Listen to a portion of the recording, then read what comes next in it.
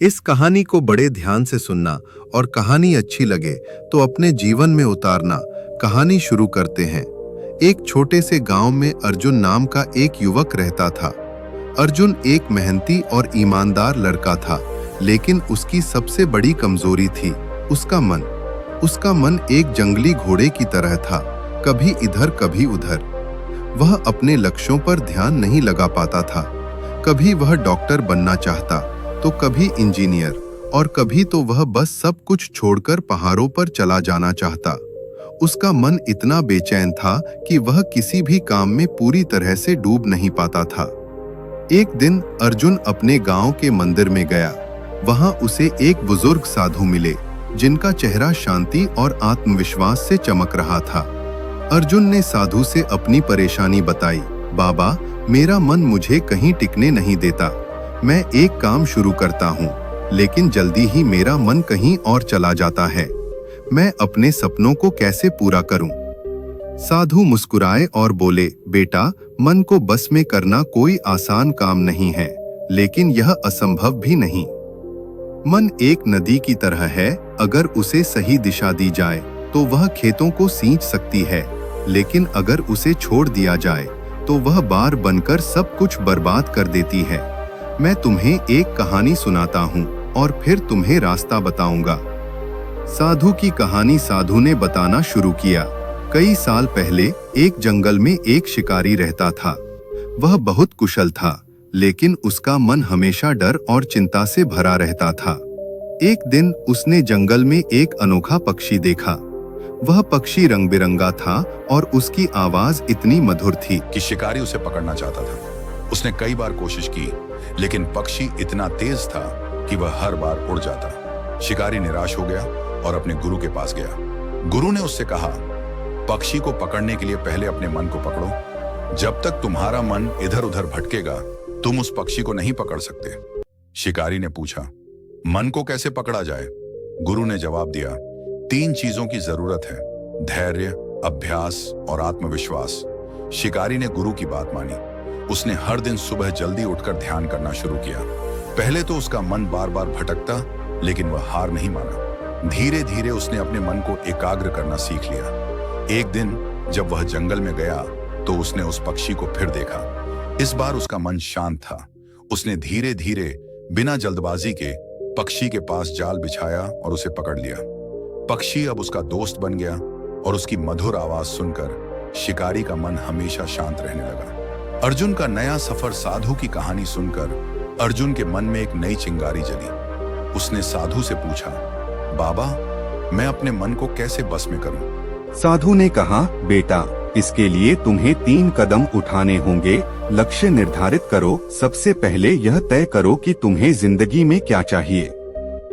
एक स्पष्ट लक्ष्य तुम्हारे मन को दिशा देगा। ध्यान और अभ्यास। हर दिन कुछ समय निकालो और अपने मन को शांत करने का अभ्यास करो। ध्यान, योग या गहरी सांस लेने की प्रक्रिया तुम्हें मदद करेगी। छोटे कदम, बड़ा परिणाम। बड़े लक्ष्य को छोटे छोटे हिस्सों में बांटो। हर दिन एक छोटा कदम उठाओ और धीरे धीरे तुम अपने लक्ष्य के करीब पहुंच जाओगे। अर्जुन ने साधु की सलाह को दिल से लिया। उसने फैसला किया कि वह एक शिक्षक बनेगा, क्योंकि उसे बच्चों को पढ़ाने और उनके जीवन को बेहतर बनाने में खुशी मिलती थी। उसने अपने लक्ष्य को छोटे छोटे हिस्सों में बांटा। पहले उसने स्थानीय स्कूल में शिक्षक बनने की तैयारी शुरू की। उसने हर दिन सुबह 30 मिनट ध्यान करना शुरू किया, जिससे उसका मन शांत और एकाग्र होने लगा। पहला कदम, ध्यान का अभ्यास। पहले कुछ दिन अर्जुन को ध्यान करने में बहुत परेशानी हुई। उसका मन बार बार भटकता। कभी उसे अपने दोस्तों की बातें याद आती, तो कभी भविष्य की चिंता सताने लगती। लेकिन उसने हार नहीं मानी। साधु ने उसे बताया था कि मन को बस में करने में समय लगता है। धीरे धीरे अर्जुन का मन शांत होने लगा। वह अपने लक्ष्य पर ध्यान केंद्रित करने लगा। दूसरा कदम, छोटे लक्ष्य। अर्जुन ने अपने बड़े लक्ष्य, शिक्षक बनने को छोटे छोटे हिस्सों में बांटा। उसने पहले स्थानीय स्कूल में स्वयंसेवक के रूप में काम शुरू किया। वह बच्चों को मुफ्त में पढ़ाने लगा। इससे उसे आत्मविश्वास मिला और उसका मन स्थिर होने लगा। उसने शिक्षक बनने के लिए जरूरी किताबें पढ़नी शुरू की और हर दिन 2 घंटे पढ़ाई के लिए तय किए। तीसरा कदम आत्मविश्वास और धैर्य। कई बार अर्जुन को लगा कि वह असफल हो रहा है। एक बार स्कूल में उसे बच्चों को पढ़ाने का मौका मिला, लेकिन वह घबरा गया और सही से पढ़ा नहीं पाया। उसका मन फिर से बेचैन होने लगा। लेकिन उसने साधु की बात याद की, धैर्य और आत्मविश्वास से ही मन को बस में किया जा सकता है। उसने अपनी गलतियों से सीखा और फिर से कोशिश की। धीरे धीरे वह बच्चों के सामने आत्मविश्वास से पढ़ाने लगा। सफलता की ओर 2 साल बाद अर्जुन ने शिक्षक बनने की परीक्षा पास की और अपने गांव के स्कूल में शिक्षक बन गया। उसका मन अब पहले जैसा बेचैन नहीं था। वह हर दिन ध्यान करता, अपने लक्ष्यों पर काम करता और बच्चों को पढ़ाने में खुशी पाता। उसने न केवल अपने मन को बस में किया, बल्कि अपने सपने को भी हकीकत में बदल दिया। साधु का आखिरी संदेश। एक दिन अर्जुन फिर से साधु से मिलने गया। उसने साधु को अपनी सफलता की कहानी सुनाई। साधु ने मुस्कुराते हुए कहा, बेटा, मन को बस में करना एक आजीवन यात्रा है। इसे हर दिन अभ्यास की जरूरत है।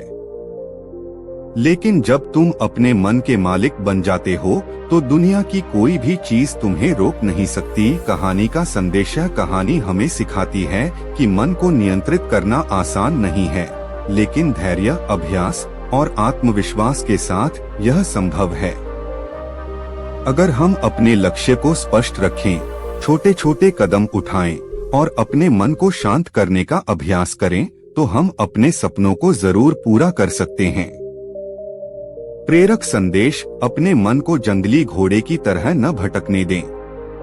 उसे लगाम दो, दिशा दो और देखो कि वह तुम्हें कितनी ऊंचाइयों तक ले जाता है।